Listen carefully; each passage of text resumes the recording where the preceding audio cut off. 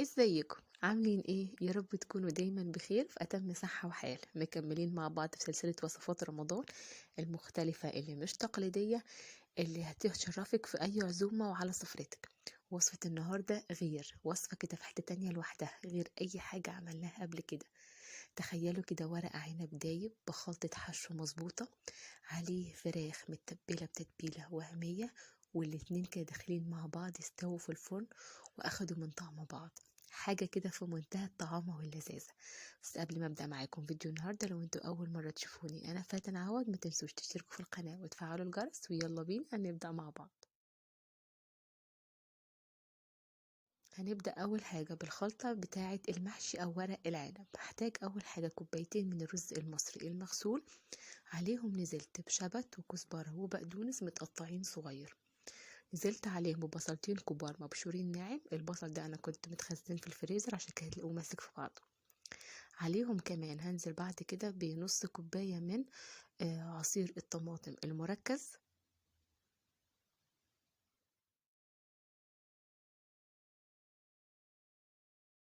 ومعلقتين من صلصة الطماطم دي اللي هتديلي اللون التحفة للخلطة بتاعتنا.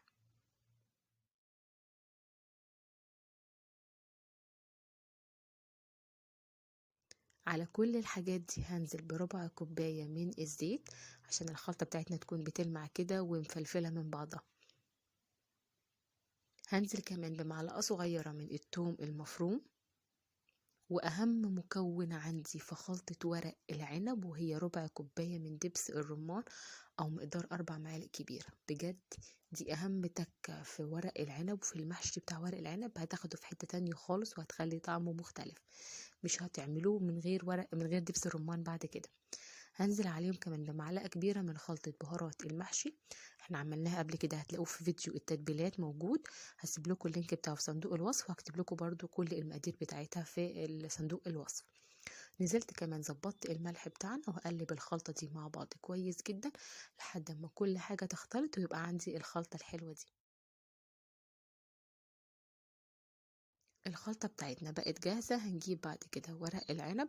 طبعا اليومين دول بدأ موسم ورق العنب في السوق، تقدروا تجيبوا ورق العنب الطازة، او لو انتوا مخزنينه، او لو ممكن تشتروه فروزن. في انواع كتيرة في السوق، اللي يريحكم تقدروا النوع اللي بتحبوه تقدروا تستخدموه بالطريقة اللي انتوا عايزين. هنبدأ بعد كده هنحشي ورق العنب بتاعنا. طبعا بنحشي على الناحية الخشنة، والناحية اللي بتلمع بتكون هي اللي من تحت.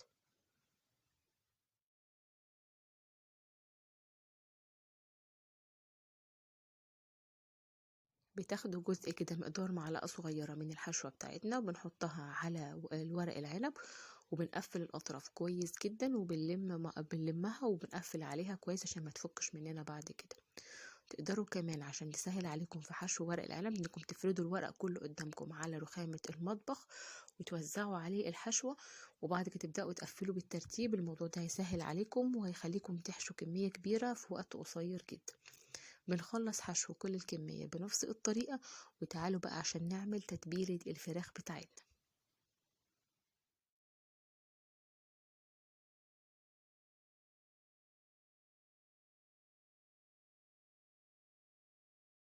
خلصنا خلاص حشو ورق العنب، هنركنه على جنب وتعالوا بقى للفراخ بتاعتنا. عندي هنا في طبق قطعت بطاطس شرايح، طماطم مكعبات، بصل كمان شرايح، وعندي كمان جزر. هنا عندي بهارات فراخ وتوم وبصل باودر وكزبرة ناشفة وملح. عندي كمان ربع كوباية من الزيت، معلقة كبيرة من الصلصة وصويا صوص، وعندي فراخ. تقدروا تستخدموا قطع فراخ أو فرخة متقطعة أو وراك زي ما أنا استخدمت حسب ما انتوا حابين. نزلت أول حاجة بالفراخ على الخضار، وهبدأ هنزل بكل التتبيلة دي عشان نتبلهم مع بعض. نزلت أول حاجة بالزيت، وبعد كده مقدار التوابل بتاعي مقدار معلقة صغيرة من كل حاجة، وهنزل كمان بالصويا صوص، هتديلي طعم حلو جدا ولون حلو للفراخ في بعد كده في التسوية. وهنزل كمان بمعلقة كبيرة من صلصة الطماطم.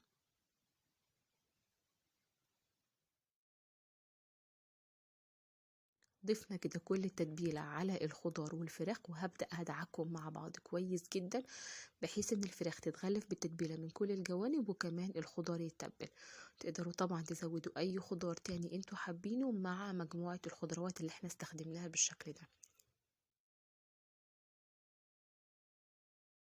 كده عندي خلاص كل حاجاتي جاهزة. ده ورق العنب كله بعد ما حشيناه والفراخ مع الخضار المتبلين. تعالوا بقى نجمع كل حاجة مع بعض ونعمل ورقة فراخ بورق العنب خطيرة كده، حاجة من الآخر. بنجيب صينية بطنتها بورقتين من ورق الألومنيوم، وعليها ورقة من ورق الزبدة عشان تتحمل معايا الحشوة وكمان تسويلي تسوية مظبوطة. أول حاجة في الأرضية نزلت كده بنص كمية الخضار اللي موجودة معايا، وهوزعه كويس جدا. بحط من كل حاجة من الخضار عشان يبقى زي طبقة كده تحت ورق العنب عشان يتشرب منها وكمان ما يلزقش في ورق الزبدة.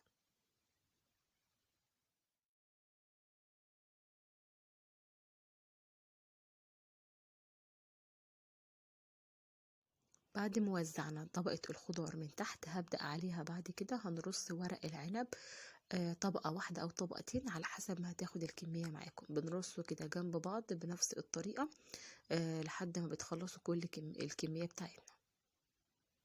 أنا عندي الصينية دي أخدت الكمية بالظبط تقريبا طبقة واحدة بس من ورق العنب. لو استخدمتوا صينية أصغر هيبقى معاكم كمان ممكن طبقتين أو أكتر، وكمان على حسب كمية الورق العنب اللي انتوا حشيتوها.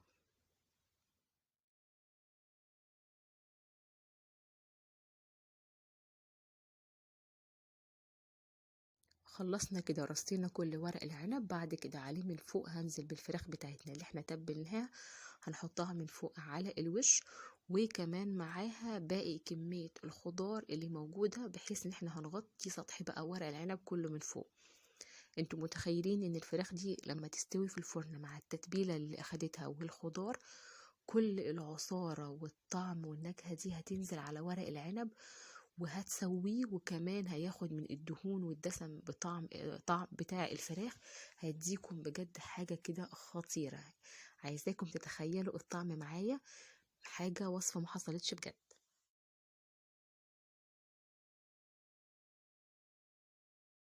اخر حاجة على كل الحاجات دي نزلت بمقدار كوباية صغيرة من المية السخنة على باقي التتبيلة اللي كانت في الطبق، وضفتها على الفراخ وورق العنب. مش محتاجة اكتر من كده سائل يسوي لي ورق العنب. البخار وكمان المية اللي هتنزل من الخضر والفراخ هتسوي لي كل الحاجات دي مع بعض. ضفت بعد كده اخر حاجة ورقة زبدة على الوش عشان نغطي كده كل الكلام ده، وهبدأ هلم الاطراف بتاعة ورق الفويل، وهضيف كمان ورقة فويل اقفل بيها على الوش. وكده ورقة الفراخ ورق العنب بتاعتنا بقت جاهزة انها تدخل على الفرن. طبعا عندي فرن سخن درجة حرارة متوسطة. اول 10 دقايق درجة حرارة عالية، بعد كده هدوا النار لمتوسطة. هتاخد معاكم في الفرن تقريبا مقدار ساعة وربع لساعة ونص على حسب الكمية، وعلى حسب كمان حجم الصينية اللي انتوا مستخدمينها. بعد مرور الوقت ده هتفتحوا عليها هتلاقوها الفراخ استوت، ورق العنب دايب. مش محتاجين اي حاجة في المرحلة دي. هدخلها الفرن كمان مرة وهشغل عليها الشواية لمدة 5 دقايق لحد ما تاخد لون الشوي الحلو ولون التحمير المظبوط، وهنخرجها ونبدأ نشوف شكلها مع بعض. انا مهما اوصف لكم جمال الوصفة دي والريحة وطعم ورق العنب بالخلطة اللي احنا حشينا بيها بالتتبيلة بتاعت الفراخ بكل حاجة مع بعض، بجد الوصفة دي ما حصلتش. لازم لازم تجربوها. اعملوها في عزومة هتشرفكم كده وترفع راسكم في اي عزومة من جمالها. وصفة سهلة وبسيطة مختلفة، ورقة فراخ بورق العنب، وصفة جديدة. أتمنى أنها تعجبكم وتجربوها، وهستنى رأيكم فيها. كالعادة كنت أنا معاكم فاتن عوض. أشوفكم على خير في فيديو جديد ووصفة جديدة، والسلام عليكم.